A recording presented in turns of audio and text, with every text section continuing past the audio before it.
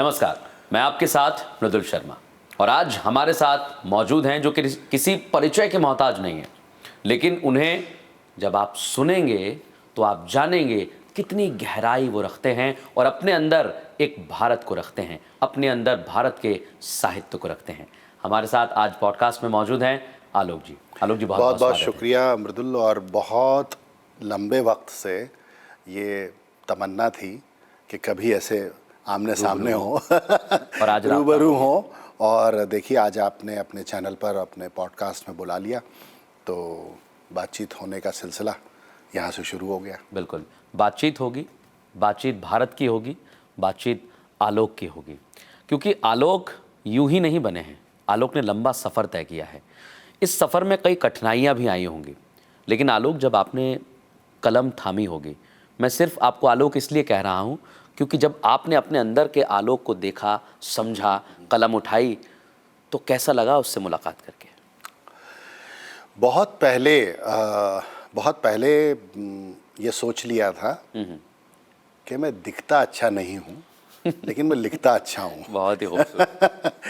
तो खैर, ये एक अलग बात है, लेकिन 15-17 वर्ष की उम्र थी और 15-17 वर्ष की उम्र में जगजीत जी को सुनना, पंकज उदास साहब को सुनना, मेहदी हसन साहब को, गुलाम अली साहब को सुनना, पता नहीं, मतलब घर में एक माहौल था हिंदी उर्दू तहजीब का, जहाँ से, जिस प्रदेश से आप और हम आते हैं, तो विदिशा, और घर में बहुत साहित्यिक माहौल था। बड़े भाई पोएट थे, बहुत रिनॉन पोएट थे, आनंद शहर के नाम से वो लिखते थे। तो बस ऐसे सफ़र शुरू हुआ और मैं शायद वो दिन, मुझे याद भी नहीं है कि जब ये संकल्प लिया हो। हाँ, एक बहुत दिलचस्प वाक़या है कि जब ये सोच लिया था कि अब बस लिखना है, तो उसका एक बड़ा दिलचस्प वाक़या ये है कि हमारे विदिशा के करीब में ही भोपाल राजधानी, और भोपाल में भारत भवन और रविंद्र भवन, तो एक रात मुशायरा देखकर लौटे। सुबह 4 बजे तक वो मुशायरा चला था और जैसे ही घर पहुँचे सुबह 5-5:30 बजे 2 व्हीलर से, तो दरवाज़ा जो है वो पिताजी ने खोला। और हमारी आपकी जनरेशन में जब देर रात पिता दरवाज़ा खोलते हैं तो सिर्फ दरवाज़ा नहीं खुलता है, जूते भी खुलते हैं। बिल्कुल। तो बिल्कुल ब्रह्म मुहूर्त में पूजे गए बढ़िया से। और फिर सुबह जब माँ ने पूछा कि क्या हुआ था मध्य रात्रि, तो फिर मैंने उनसे कहा कि देखिए, जो कुछ हुआ था वो घटना था, लेकिन उसने मुझे एक आत्मविश्वास दिया है। अच्छा, जिस दिन हम पुजे थे ब्रह्म मुहूर्त में, उसी महीने हमारी 2 सब्जेक्ट में सप्लीमेंट्री आई थी, तो पूजा ज़्यादा हुई तो पूजा ज़्यादा हुई थी और वो आक्रोश भी वो था। और वो बिल्कुल स्वाभाविक एक पिता का आक्रोश कि भाई पहले पढ़ लिख जाओ, कायस्थ परिवार कि पहले पढ़ लिख जाओ, उसके बाद ये सब करना। और वो अक्सर भैया का उदाहरण देते थे कि देखो मुन्ना को, मुन्ना मतलब मेरे बड़े भाई, वो बैंक मैनेजर थे और वो कवि भी थे। उन्होंने अपना करियर पहले बनाया, उसके बाद फिर वो कविता करते हैं और बहुत लोकप्रिय हैं। मगर यहाँ मामला ये था कि यहाँ तो मतलब राइटिंग ही करना है। तो मैंने अपनी माँ से कहा कि देखिए, ये नाराज़ हो रहे हैं, मैं काम का सब पढ़ लूँगा, जितना जिसमें मैं कुछ बन जाऊँ ऐसा पढ़ लूँगा, लेकिन बनूँगा मैं राइटर ही, लिखूँगा मैं पोइट्री ही। और एक दिन जो मेरी पोइट्री है वो अदब के सारे बड़े जो रसाइल हैं, मैगज़ीन्स हैं, उसमें पब्लिश होगी और जितने बड़े बड़े सिंगर्स हैं वो गाएंगे। तो ये पता नहीं मैनिफेस्टेशन था या मेरी अपनी एक अंदर से एक आवाज़ थी। मेरी माँ जो थी और मेरे पूरे घर का जो माहौल था वो बड़ा अदबी था, मैंने बताया आपने। तो मेरी माँ ने सिर्फ एक लफ्ज़ कहा, आमीन, जो मेरी पहली किताब का नाम हुआ और जिसको मध्य प्रदेश की साहित्य अकादमी ने पुरस्कृत भी किया कि जिस किताब को। तो वहाँ से सफ़र शुरू हुआ था और वो एक ज़िद हो गई थी कि लिखना है। अच्छा, उसी लिखने की के क्रम में फिर आप जैसे मित्रों की सोहबत मिल गई और पत्रकारिता में आ गए।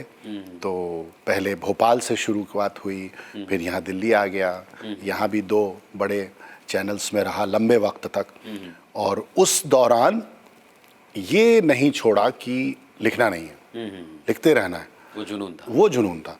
तो उस तब तक मतलब लॉन्ग स्टोरी इन शॉर्ट ये कि लिटरेचर में भी चूँकि साहित्य अकेडमी अवार्ड मिल गया था मध्य प्रदेश का आमीन को, और फिर जगजीत जी, पंकज भाई और तमाम शुभा मुदगल जी, और फिल्मों में काम आने लगा। तो वो समझ में ये आने लगा था कि ये एक वे है जिसकी तरफ मुझे जाना है और ये मुझे इंडिकेट कर रहा है। तो वो मुझे बहुत पहले से ये एक एहसास था। और खुशकिस्मती मेरी ये रही कि जिन भी टीवी चैनल्स में मैंने काम किया उनमें सभी में जो मुझे काम मिला वो भी मेरी रुचि के अनुरूप मिला।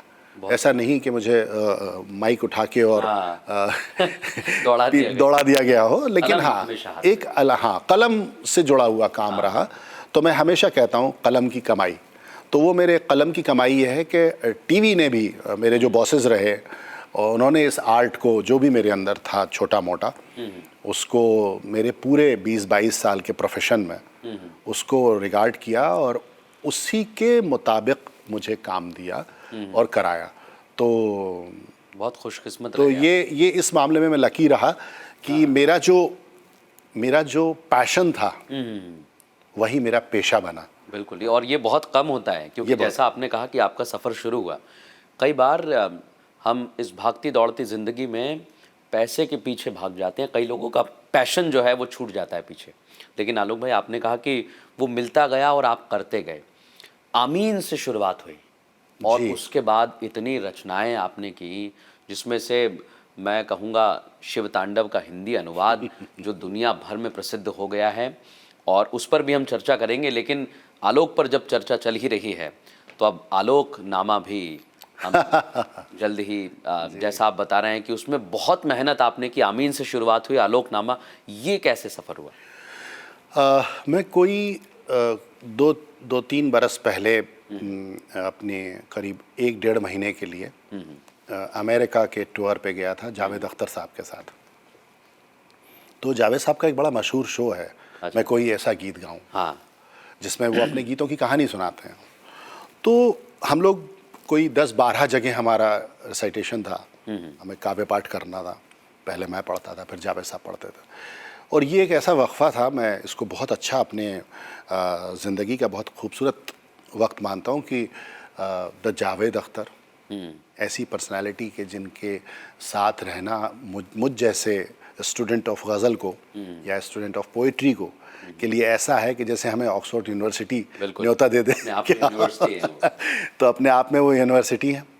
तो उनके साथ मुझे बहुत सारा वक्त बिताने का मौका मिला और उसी वक्त मेरे जहन में ये बात आई कि एक कोई ऐसा शो बनाए। जब मैंने सोचा कि जब गीतों की कहानी हो सकती है तो कविताओं की कहानी क्यों नहीं हो सकती।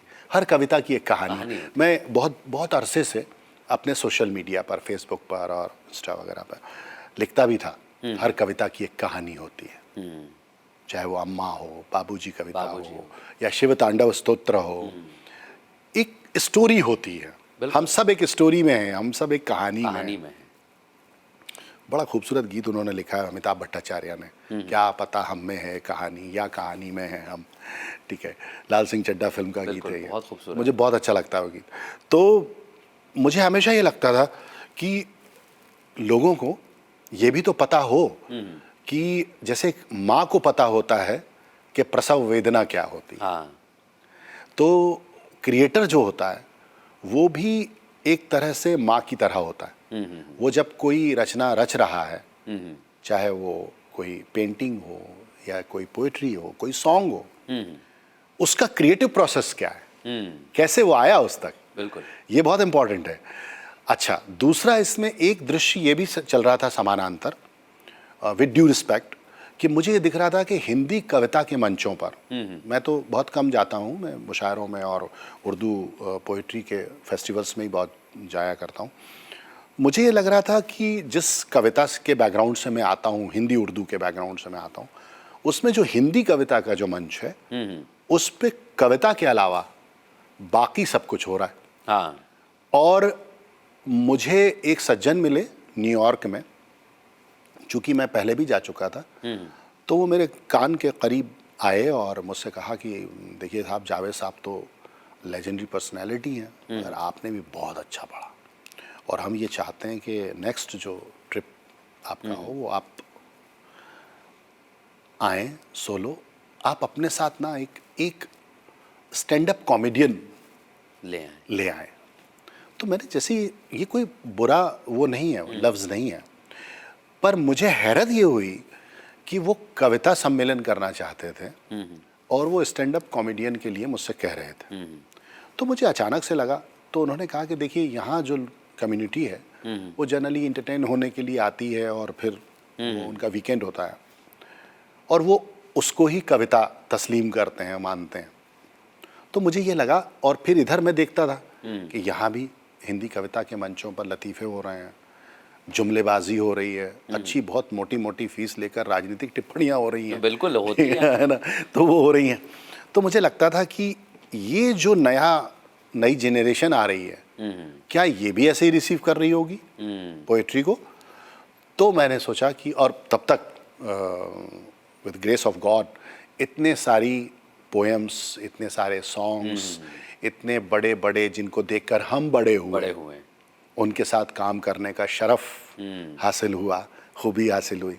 तो मुझे लगा कि I have a story with Bachchan sahab, I have a story with Jagjit Singh ji, I have a story with Pankaj bhai, जिनके साथ भी मैंने काम किया। लेजेंडरी हैं सारे, ये लेजेंडरीज हैं, हाँ, हमारे आइकन्स हैं।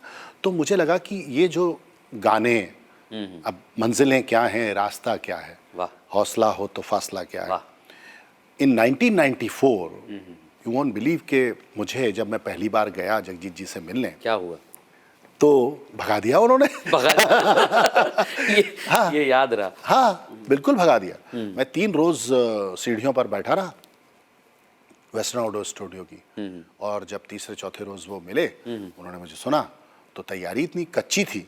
और मैं हमेशा एक बात कहता हूँ कि किसी भी आर्ट के लिए या किसी भी काम के लिए आप फैसिनेट मत होइए, हाँ, है ना। आप जब उससे प्रभावित होंगे तो आप नहीं कर पाएंगे, आप उसके लिए अफेक्शनेट हो जाइए। आपका अफेक्शन फैसिनेशन से ज़्यादा होना चाहिए। सही बात। तो मैं फैसिनेट था उस वक्त तक, तो पकड़ लिया उन्होंने कि तुम फैसिनेट हो, अफेक्शनेट नहीं हो, पैशनेट नहीं हो। और अच्छी क्लास लगी। फिर भगा दिया, मतलब भगा दिया। मैं नीचे गया, फर्स्ट फ्लोर पे था वो वेस्टर्न आउटडोर स्टूडियो। तो नीचे गया, और that time I was just 23-24 year old boy. लड़कपन था, ना समझी। तो मैं वापस आया और मैं टीयर्स इन माय आईज, रो रहा था। और मैंने कोई उपमा अलंकार, आदर सूचक शब्द कुछ न लगा के ये कहा कि मैं ऐसा क्या करूं कि एक रोज जगजीत सिंह मुझे गाएं। तो जो उन्होंने मेरी शक्ल देखी, तो उन्होंने झट से बिठाया मुझे, और फिर उसके बाद ये सीखो, ये सीखो, इसको भरपूर वक्त दिया। उस रोज़ वो रिकॉर्डिंग कर रहे थे, फिर उन्होंने मुझे करीब 1-2 घंटे स्टूडियो में बिठा के अपना काम भी किया, फिर मुझे भी समझाया, फिर अपना काम किया, फिर मुझे समझाया। एंड कट टू 1997, वो वो सारी चीज़ें मैंने सीखी। इस बीच में उनके टच में रहा, और मुंबई के एक बहुत भव्य ऑडिटोरियम में वो मेरी गज़ल गा रहे थे। मंजिलें क्या हैं, रास्ता क्या है, हौसला हो तो फासला क्या है। तो मुझे ये लगा, जो आपका सवाल है मृदुल, कि मुझे ये लगा कि ये सब कहानियाँ हैं, ये वो कहानियाँ हैं जो किसी भी डूबते नौजवान को ये एहसास करा सकती हैं कि नहीं।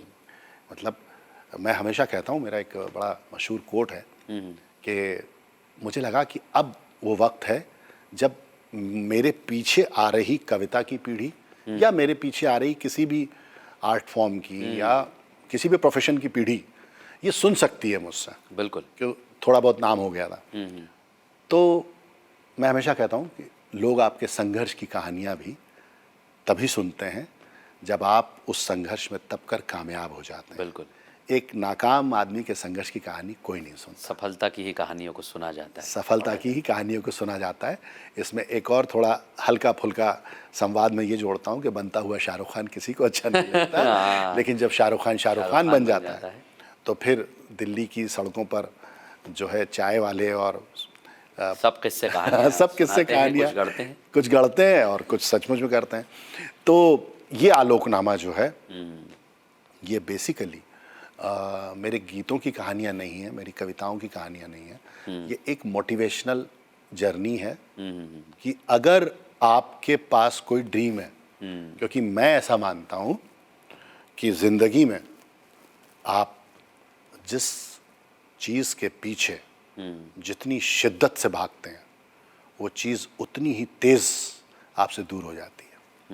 लेकिन सपने सिर्फ ऐसी चीज़ हैं जिसके पीछे आप जितनी शिद्दत से भागते हैं सपने उतनी जल्दी सच हो जाते हैं। बहुत खूबसूरत बात कही आप। हाँ, तो अपने सपनों के पीछे पूरी शिद्दत से भागिए और खूब देखिए, बड़े सपने देखिए, छोटे देखिए ही मत। बिल्कुल। क्योंकि अगर आपका सपना जो है वो 70% लाने का है, 80% लाने का है और आपने 100% का सपना नहीं देखा तो फिर वो 70% भी आप अचीव नहीं कर पाएंगे। क्योंकि दुनिया जो है ना वो आपका वो 25, 30, 40% काटने के लिए ही बैठी है। वो तो बैठी हुई है ना। तो आपको वो अपना जो लीन पीरियड है, हमारे प्रोफेशन की एक बहुत अच्छी एंकर हैं, आपकी हमारी दोस्त हैं, हाँ। बीच में उनकी जॉब चली गई। अच्छा। उन्होंने मुझे फ़ोन किया क्योंकि मैंने आप लोगों के साथ सफ़र किया हुआ है, सफ़र उर्दू वाला। हाँ। तो आलोक जी और बड़ी उदास, बड़ी निराश, अच्छे प्रोफाइल की एंकर। तो मैंने उनसे कहा, मैंने कहा तुमको पता है कि तुम जो महीने भर से, 1.5 महीने से, 2 महीने से बेरोज़गार हो वो क्यों हो? तो बोली कि अरे मैं बेरोज़गार हूँ, अब इसमें क्या बोलूँ। चैनल जो है जहाँ मैंने ज्वाइन किया था वो फाइनेंशियली राइज नहीं कर पाया और ऐसा हो गया और हमारे बड़े चैनल से वो शिफ्ट हुई थी वहाँ। तो मैंने कहा अगर इसमें पॉजिटिवली सोचो तो फिर ये वो वक्फा है, ये वो वक्त है जो डेस्टिनी यूनिवर्स तुमको दे रहा है कि अब जो आगे बैटल आने वाला है उसके लिए अपने औजार, क्योंकि अगर बैटल आके सामने खड़ा हो गया, ऐसी स्थिति में आप आ गए कि युद्ध आपको करना है, तो पता रुकिए मैं अपना औजार तो ठीक कर लूँ। तो वो वक्त जो है ना वक्त के पास नहीं होता। बिल्कुल। वक्त पर आप तैयारी रखिए अपनी। और ये जो लीन पीरियड्स आते हैं, ये जो खाली वक्फे, खाली वक्त आते हैं, ये मुझे लगता है मनुष्य को ये संकेत देने के लिए आते हैं कि इस वक्त तुम अपनी तैयारी कर लो, क्योंकि हो सकता है आने वाले समय में तुम्हारा सामना उस बिल्कुल। और कठिनाइयाँ जो हैं वो तैयारी करवाती हैं आपको आगे भविष्य के लिए। जी। आलोक जी, जैसा आपका सफ़र रहा है, आप और मैं दोनों भोपाल के पास से आए और यहाँ तक आए हैं, दोनों साथ बैठे हैं। बहुत सारी ऐसी जो अभी आपके सफ़र में मैं चीज़ें देख रहा हूँ वो आपको सुनकर मुझे ऐसा लगता है कि हाँ, यही मेहनत होती है और यही आपको कामयाबी दिलाती है। लेकिन आलोक जी, आपके एक और बड़े भ्राता हैं और उनके साथ आपने जो काम किया है वो भी आपकी सफलता की कहानी है और वो सुनहरे अक्षरों में लिखी गई है।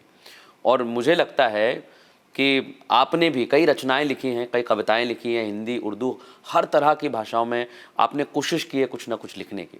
लेकिन जब आपने उस रचना को लिखा, मैं शिव तांडव स्तोत्रम का जिक्र कर रहा हूँ, और मुझे लगता है कि आपके बड़े भ्राता हैं आशुतोष जी, वो भी मध्य प्रदेश की धरती से ही आते हैं, काडरवारा। हाँ, और वहाँ की भाषा भी थोड़ी सी अलग है, बड़ी ठेठ है, बुंदेलखंडी। हाँ, बुंदेलखंडी। तो उन्होंने जो लिखा, जो आपकी किस्मत ने आया, उन्होंने कहा कि आप उसकी तैयारी करिए, और आपने जब अपनी कलम को थामा तो भगवान शिव का वो कैसा आशीर्वाद मिला आप मुझे बताइए। और मैं चाहूँगा जब हम छंद पढ़ेंगे तो मैं संस्कृत पढ़ूंगा और आप उसका हिंदी अनुवाद। क्या बात है। आज मैं सोच रहा हूँ कि क्योंकि जब आपने वो लिखा है तो मैं सोचता हूँ कि ये बहुत कठिन रहा होगा या आसान रहा होगा, मुझे खुद समझ में नहीं आता कि ऐसा कैसे लिखा जा सकता है। आलोक जी। हाँ, ये जो टेल आपने छोड़ी है ना कि ऐसा कैसे लिखा जा सकता है, ये तो मृदुल मैं आपको बताऊं छोटे भाई कि गालिबन लगभग 3 वर्ष हो चुके हैं। देखिए, आपने भी वो चर्चा करते हुए अपने शूज़ ओपन कर लिए और मैंने भी। तो 3 साल में शायद मेरा कोई साक्षात्कार आपको ऐसा नहीं मिलेगा जिसमें मैंने ये कहा हो कि मैंने लिखा है। मैंने लिखा ही नहीं है, मैं अगर सच कहूँ तो। वो देवादिदेव महादेव की परम कृपा थी कि उन्होंने मेरे मानस को चुना। और मैं हमेशा एक बात कहता हूँ कि देवादिदेव महादेव आशुतोष का कार्य था। मेरे बड़े भाई, इस देश के बड़े अभिनेता, साहित्यकार आशुतोष जी निमित्त बने, इसीलिए शायद शिव तांडव स्तोत्र हिंदी में आलोकित हो सका। बिल्कुल। तो ये वो कार्य था और ये घटनाक्रम हुआ कोविड के वक्त, अच्छा। जब हम लोग घरों में कैद थे। तो मैं थोड़ा डिटेल में ही इसकी बिल्कुल, आपको बिल्कुल। बताता हूँ। तो मैंने एक पोयम कही उस वक्त अपने जर्नलिस्टिक विवेक से, क्योंकि हाल में ही ना इलेक्शन खत्म हुए थे किसी हाँ, स्टेट, बंगाल के, हाँ कहीं के मुझे ध्यान है, मध्य प्रदेश का भी चुनाव खत्म हुआ था और वहाँ पे बड़ा क्रिमिनल वो भी हुए थे, हाँ, बहुत सारी चीज़ें चल बहुत सारी चीज़ें चल रही थी। तो मुझे अचानक से एक मैंने गज़ल कही कि जो दिख रहा है सामने वो दृश्य मात्र है। लग रहा था कि ये सब राजनीति जो है लिख रही है इसको, इसमें हम और आप जो है टूल हैं। जो दिख रहा है सामने वो दृश्य मात्र है, लिखी रखी है पटकथा मनुष्य पात्र है। पात्र है। वाह। नए नियम समय के हैं, असत्य सत्य है, भरा पड़ा है छल से जो वही सुपात्र है। हाँ, विचारशील मुग्ध है कथित प्रसिद्धि पर, विचित्र है समय विवेक शून्य मात्र है। और है साम दाम दंड भेद का नया चलन, कि जो यहाँ कुपात्र है वही सुपात्र है। वाह। घिरा हुआ है पार्थ पुत्र चक्रव्यूह में, असत्य सात और सत्य एकमात्र है। बिल्कुल। और इसमें एक मेरे परिचय का भी शेर कहा मैंने कि कहीं कबीर सूर की, कहीं नजीर की, परंपरा से धन्य ये गजल का छात्र है। वाह। ये मैंने सोशल मीडिया पे पोस्ट किया। अच्छा। तो आशु भैया का फोन आया, छोटे भाई क्या तुमने कविता कही है, मैं इसे पढ़ना चाहता हूँ। अरे मैंने कहा आप सौभाग्य के लिए जो है आप आदेश करिए, मैं इसको मैंने निकाल ली है तुम्हारे सोशल मीडिया से और मैं इसको पढ़ रहा हूँ। तो मैंने कहा ठीक है भैया, आपकी रचना है, मेरी थोड़ी। हाँ। तो एक बार कलम से निकली तो फिर तो आप सबकी है। तो एक वेब सीरीज़ वो कर रहे थे औरंगज़ेब, अच्छा। उसकी डबिंग चल रही थी। तो जो राइटिंग हमारा लिरिक पैड होता है उस पर उन्होंने मोबाइल रखा और वो पोएम पढ़ी और वो रातों रात एकदम मिलियंस में वायरल हो गई। वो उनकी आवाज़ में उन्होंने पढ़ा और वो समसामयिक थी। उस समय लोग घरों में कैद थे। तो वो उस तरह का कंटेंट, तो वो एक तो उनकी आवाज़ का प्रभाव, पाठ, और फिर वो चूंकि समय वैसा चल रहा था। कोई 15-20-25 रोज गुजरे होंगे, उनका फिर मुझे फ़ोन आया। बोले कि छोटे भाई मैं चाहता हूँ कि तुम शिव तांडव स्तोत्र का भावानुवाद करो। अब मैंने जैसे ही सुना तो चूंकि मैं स्वयं शिव भक्त हूँ, निरंतर उज्जैन जाता हूँ, महाकालेश्वर का भक्त हूँ, तो मैंने कहा भैया ये इतना कठिन कार्य है। एक तो देवादिदेव महादेव की अद्भुत स्तुति, रावण जैसे विद्वान द्वारा विरचित संस्कृत में जटाटवी गलज्ज्वल प्रवाह पावित स्थले कलेव लंब लांबिका भुजंग तुंग मालिक, इसको समझना कितना कठिन। फिर वो मीटर, जब तक उस मीटर में नहीं आएगा वो, तब तक वो हो नहीं सकता। तो बोले छोटे भाई तुम घबरा रहे हो, तुमको पता नहीं तुमने इस मीटर को साध रखा है। और फिर उन्होंने वो सुनाया मुझे कि अभी हमारी जो पोयम वायरल हुई है, जो दिख रहा है सामने वो दृश्य मात्र, जटाटवी गलज्ज्वल प्रवाह। तो मैं भी धक्क रह गया। मैंने सोचा, मैंने कहा यार ये तो मुझे पता ही नहीं था कि ये और ये मीटर एक है। अवचेतन में रहा होगा मैं, करो तुमसे जरूर होगा। बड़ा विश्वास भरा स्वर था उनका। करीब 15 रोज मृदुल गुजर गए। 15 रोज बाद एक सोमवार की सुबह उनका फिर फोन आया। अच्छा वो भी शिव भक्त। तो छोटे भाई हो गया। तो अनायास मेरे मुंह से निकल गया कि हाँ भैया हो गया है, मैं थोड़ा उसको शेप दे रहा हूँ क्योंकि मीटर देखना है। अब ये कह के हमने फ़ोन रख दिया, लेकिन बड़ी ग्लानि सी हो गई। तो मैंने अपनी पत्नी से कहा, नीतू से, मैंने कहा यार ये बड़ा बुरा हुआ, महादेव का दिन है, आशुतोष बड़े भाई का कॉल आया और आशुतोष का कार्य में जो है वो असत्य निकल गया मुंह से। उस शाम में बैठा बड़े ग्लानि भाव से, और फिर जो शुरू हुआ तो यूं था कि जटाओं से है जिन आप संस्कृत का पहला श्लोक पढ़िए। मैं पढ़ता हूँ। हाँ। जटाटवी गलत जल प्रवाह पावित स्थले गलेव लंब लंबता भुजंग तुंग मालिका। जटाओं से है जिनके जल प्रवाह मात गंग का, वाह। गले में जिनके सज रहा है हार विश्व भुजंग का, डमट डमट डमट डमरू कह रहा शिव शिवम, तरल अनल गगन पवन धरा धरा शिवा शिवम। वाह।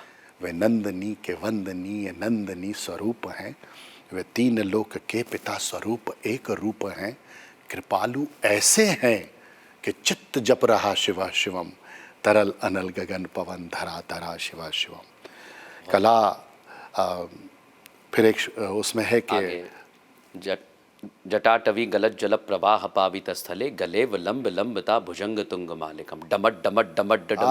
आपने जो खूबसूरती दी है उसे, मैं यही सोच रहा हूँ कि जब रावण ये रच रहे थे तब भगवान शिव का जो पैर का अंगूठा है जी वो ऐसे रख दिया था कैलाश के हमने। पर्वत पर रखा हुआ था। जी जी जी जी। तो मैं यही सोच रहा हूँ कि आपके ऊपर भी बोझ था, क्योंकि बड़े भ्राता ने कहा था। और जब आपने उसे लिखा, आगे जब हम उसको आगे पढ़ते हैं, जटा भुजंग पिंगल स्फुरत फणा मणि प्रभा कदम कुमकुमत्र दो मुखे। और ये जो खूबसूरती है, मतलब मेरे तो रोंगटे खड़े हो रहे हैं पढ़ते पढ़ते। मैं आपको एक बात बताता हूँ, बड़ा खूबसूरत, बड़ा अविस्मरणीय था वो क्षण। उसमें एक श्लोक आता है कि सदैव सर्व मंगला कला के शीर्ष देवता, वही विनाश काल है वही जनक जनन सदा, नमन कृतज्ञ प्राण यह जपें सदा शिव शिवम, प्रचंड तांडव प्रभा स्वयं विलीन देख कर। वाह। अब आप कविता बहुत अच्छे से जानते हैं, साहित्य सुधी हैं, कि रदीफ काफिये जो होते हैं, तुक जो होती है, तो जब मैंने ये पंक्ति कही कि प्रचंड तांडव प्रभा स्वयं विलीन देख कर, तो मैंने ये मन में विचार किया कि विलीन के नीचे मैं लीन शब्द नहीं लाऊं। बड़ा आसान शब्द है, कोई ऐसा संस्कृत निष्ठ शब्द हो जो शब्द इसकी आभा को और इनहेंस करे। तो राइटर ब्लॉक, जिससे हम लोग डरते घबराते हैं सो कॉल्ड तरीके से, ठीक है, वो भी ना आ जाए। तो मैंने ऐसे ही एक शब्द प्रलीन, मैं कहा इसको लिख देते हैं। हाँ। प्रचंड तांडव प्रभा स्वयं विलीन देख कर, कि नृत्य देवता को नृत्य में प्रलीन देख कर, मृदंग मुग्ध भावना से कह उठा शिव शिवम। मृदंग भी कह उठा।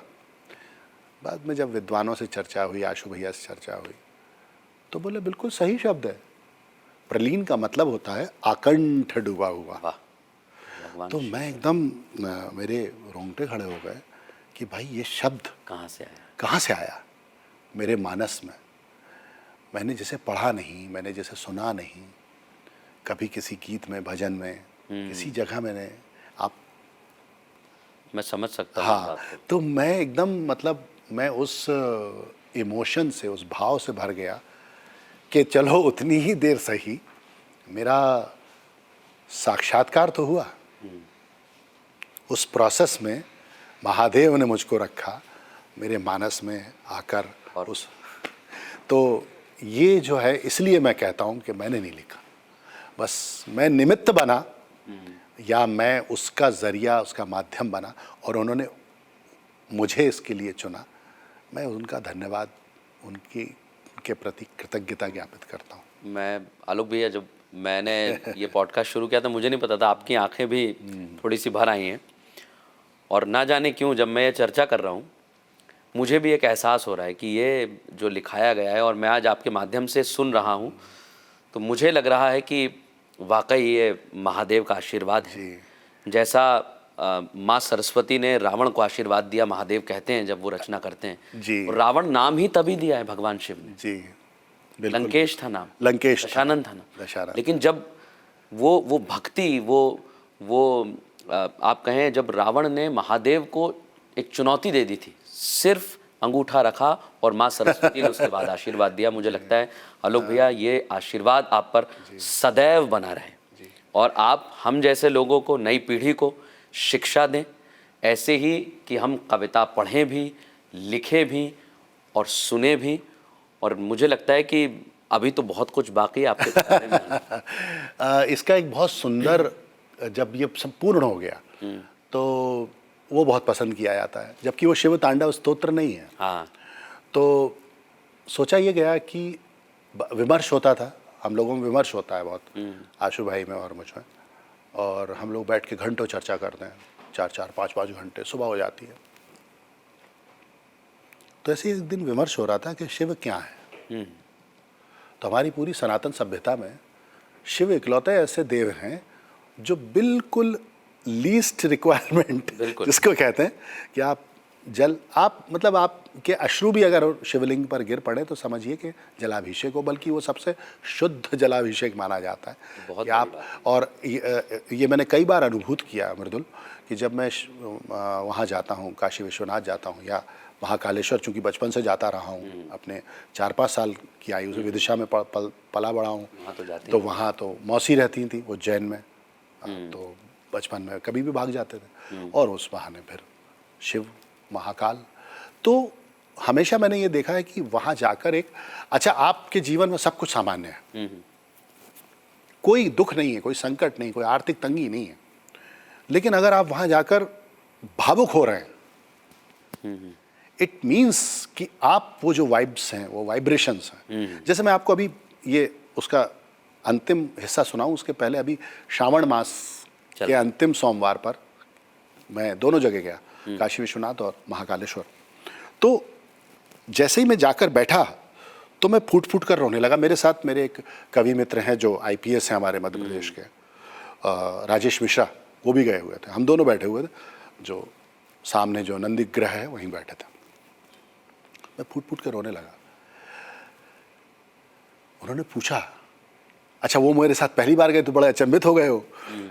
तो मैंने उनको ये कहा, मैंने देखिए दुनिया भर से लोग आते हैं महाकालेश्वर, बिल्कुल, हाँ, और कितनी लंबी लंबी लाइन लगती हैं। हम कितने प्रिविलेज्ड हैं, कितने ब्लेस्ड हैं कि हम बस आए और उसने कहा कि आओ सामने बैठो, दर्शन करो, और जैसे ही हम बैठे आरती शुरू हो गई, तो ना ये भी अटेंड करो। तो मैं उस भाव से भर गया कि देखिए उसने कहाँ हमें रखा हुआ है अपने करीब में, कहाँ वो अपने नज़दीक रखे हुए हैं हमको, कि तुम यहाँ बैठो और ये कार्य करो। तो मैं उस भाव को हमेशा स्मरण रखता हूँ कि मुझे, हर इंसान को पता होता है ना कि उसके अंदर क्या कमियां हैं, क्या खामियां हैं। हमको बेहतर आपसे कोई नहीं जानता, आपसे बेहतर आपको कोई नहीं जानता। उन कमियों, उन खामियों के बावजूद अगर वो आपको अपना सानिध्य दे रहे हैं तो ये भावुक होने वाली बात है। बिल्कुल, है ना।